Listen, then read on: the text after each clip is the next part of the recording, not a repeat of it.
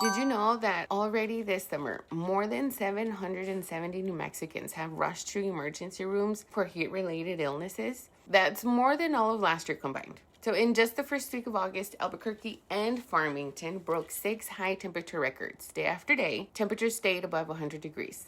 And while our workers bake in the sun, our state government has delayed a basic worker heat safety standard for the 4th time. This rule is supposed to protect them and has now been pushed to March of 2027.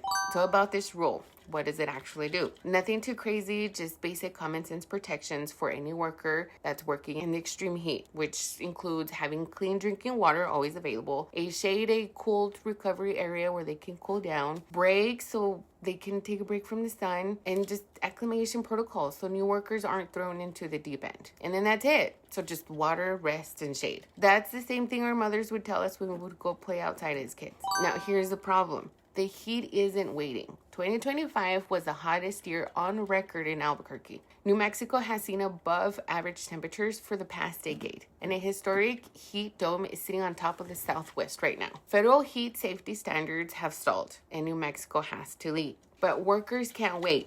Since 2024, more than 140 New Mexico workers have filed complaints about dangerous heat.